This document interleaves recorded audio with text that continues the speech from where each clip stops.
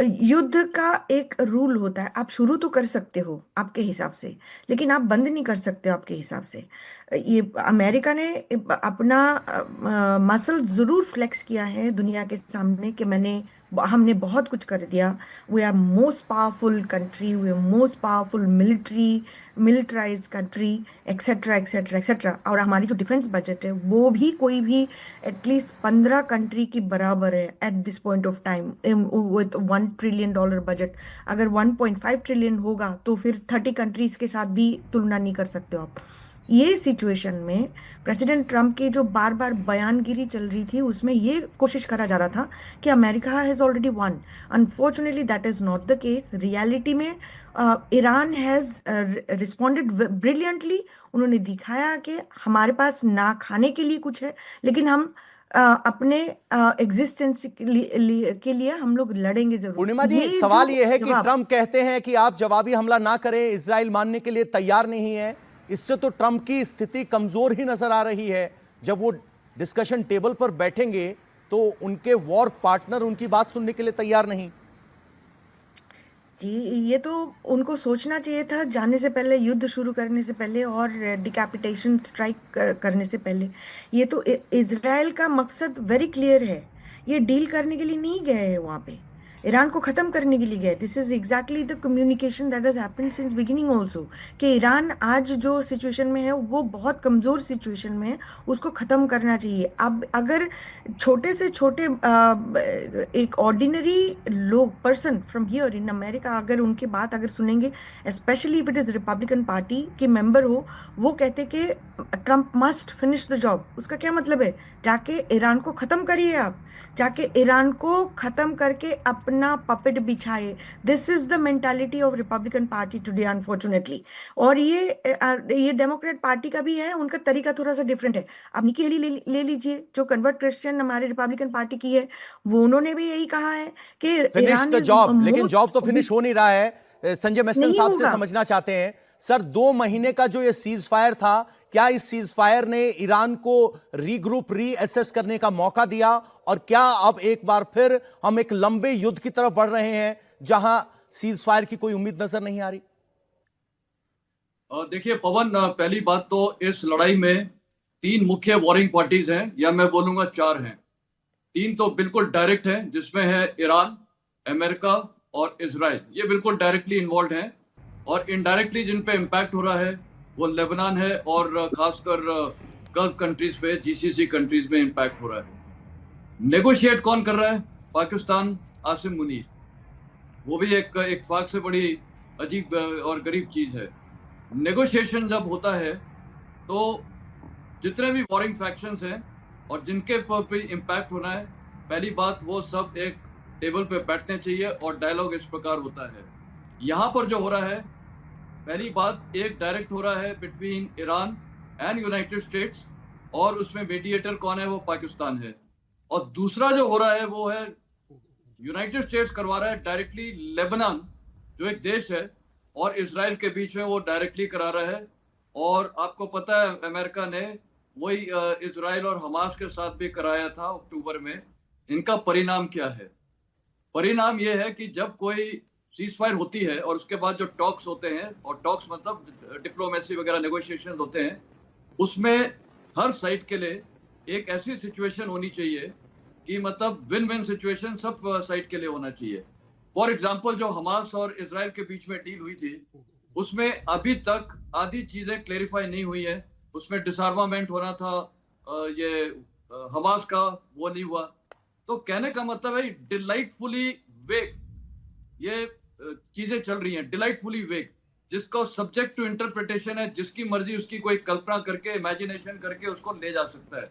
तो ये जिस प्रकार चल रही है, ये तो बिल्कुल कोई सीज फायर और वो कोई मेरे को डील तो होने की संभावना दिखती भी नहीं है। मान लिए, आप कल्पना किए कि कल पाकिस्तान सक्सेसफुल हो जाता है और ईरान और यूएस के बीच में एक पेज का, वो भी एक पेज का एमओयू, उसमें इतनी चीजें हैं, क्या सारी चीजें सॉर्ट आउट हो जाएंगी? बिल्कुल नहीं होंगी। ये कहने का मतलब है ये चलता रहेगा, और इसका कोई अंत होता हुआ मेरे को दिख नहीं दे रहा, क्योंकि ये डिलाइटफुली वेग है, स्ट्रेटेजिकली वेग चीजें हो रही हैं।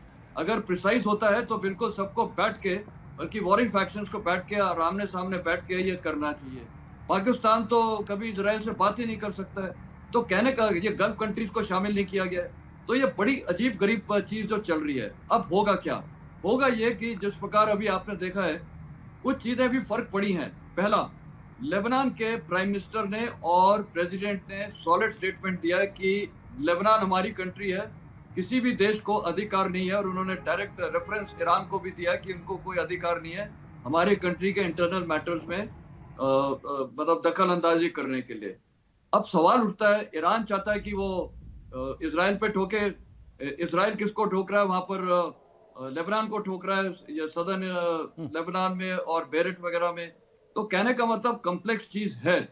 अब अगर आज आपने देखा वो हुतीज ने भी शुरू कर दिया है, ये ऐसी डायमेंशन में मेरे को तो कोई अंत होता हुआ दिख नहीं रहा है। सर तो ये डायमेंशन मल्टी है, हुती है, यहां पर लेबनान से भी हमले हो रहे हैं, बातचीत हो रही है अमेरिका और ईरान के बीच। जब बाकी प्रॉक्सी स्टेट कहीं बातचीत में नहीं है, तो फिर ये दावे कैसे कि कॉलम फुल स्टॉप की ही कमी है, सीज फायर तो होने वाला है, बातचीत हो गई है, पाकिस्तान पहल कर रहा है। वो पाकिस्तान जो इजराइल से संबंध नहीं रखता, वो इस इक्वेशन में है नहीं। अमेरिका रोकने की कोशिश करता है, लेकिन अब हो नहीं रहा है।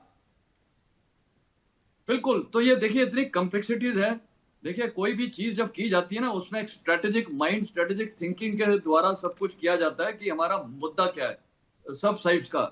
और मेरे को लगता है, देखिए चाहते तो सब है लड़ाई खत्म हो, कोई डाउट नहीं है। ईरान के भी स्टेटमेंट्स वही आते हैं, लेबनान से भी ये आते हैं, इजराइल से भी आते हैं और अमेरिका से भी आते हैं। लेकिन ये है कि जो भी इसमें एग्री करेगा वो ऐसा लगेगा कि उसने सरेंडर कर दिया, वो हार गया है। तो कहने का मतलब ये इतनी कॉम्प्लेक्स चीज है। और इसमें देखिए ना तो ये यूनाइटेड नेशंस ये कुछ होता है। पहली बात तो सबसे बड़ा चिन्ह होता है पाकिस्तान, आसिम मुनी, मतलब उसके ऊपर अमेरिका भरोसा कर रहा है। आज अमेरिका को तो उसका अगर टेस्ट लेना है, उसको एक ही चीज बोलनी चाहिए कि ठीक है तू हमारे को वहां पर बेसिस दे दे और हम यहां से बिल्कुल। तो पाकिस्तान यहां अमेरिका की इजराइल नहीं सुन रहा, तो पाकिस्तान तो क्या ही सीज फायर करवाएगा। हमारे साथ प्रोफेसर जमीर अब्बास जाफरी हैं, सीधे इजराइल से जुड़ रहे हैं। सर किस तरह के माफ कीजिएगा, ईरान से जुड़ रहे हैं। सर किस तरह के हमले हुए हैं और ग्राउंड पर क्या समझ है? क्या सचमुच ईरान और अमेरिका के बीच जो बातचीत हो रही है वो कुछ ऐसी है जिससे जमीन पर कोई उम्मीदें थी, या फिर रीग्रुप होने का मौका भर है?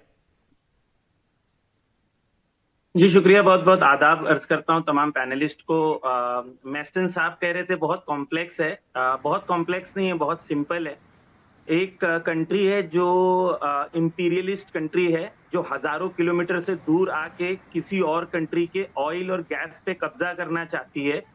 और एक कंट्री है जो अमेरिका की प्रॉक्सी कंट्री है, जिसका नाम इजराइल है, जिसने 77% पैलेस्टाइन पे कब्जा कर लिया है। और जब से जंग शुरू हुई है तब से 25% लेबनान पे कब्जा कर लिया है और मैसेकर कर रहा है। वहां वॉर नहीं हो रहा है, पूरे पूरे गांव और शहरों को ढाया जा रहा है, मिसमार किया जा रहा है, जेनोसाइड किया जा रहा है। बहुत कॉम्प्लेक्स नहीं है। अब गांधी जी के लिए कॉम्प्लेक्स नहीं था। गांधी जी से पूछा गया था कि भाई पैलेस्टाइन का क्या सोल्यूशन है, तो गांधी जी ने कहा था Palestine belongs to the Palestinians the same way England belongs to the English and France belongs to the French.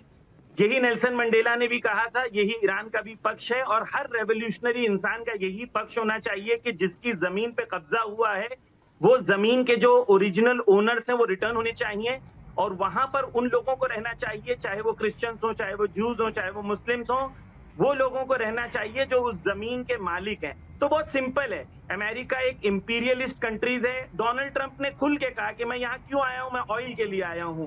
ठीक है, ईरान क्या करना चाह रहा है? ईरान कहना चाह रहा है कि भाई हमारी कंट्री है, हमारी सॉवरेनिटी है, हम लोग फैसला करेंगे, किसी और को नहीं हक। प्रोफेसर साहब, ये जो कॉम्प्लेक्सिटीज हैं या सिंप्लिसिटीज हैं वो तो काफी वक्त से चर्चा हो रही हैं। आज 2 महीने के सीज फायर के बाद जब ये जंग दोबारा शुरू हुई है, तो ईरान पे जमीन की सोच क्या है?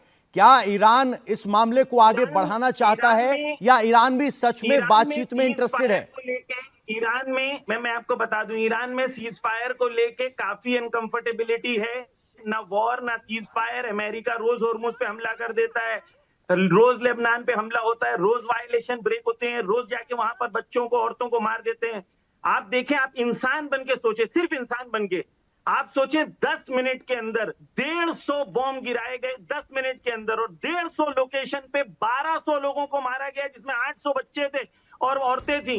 ये आप इंसान होने के नाते सोचें, लेबनान में जो इजराइल ने किया है वो इंसानियत है?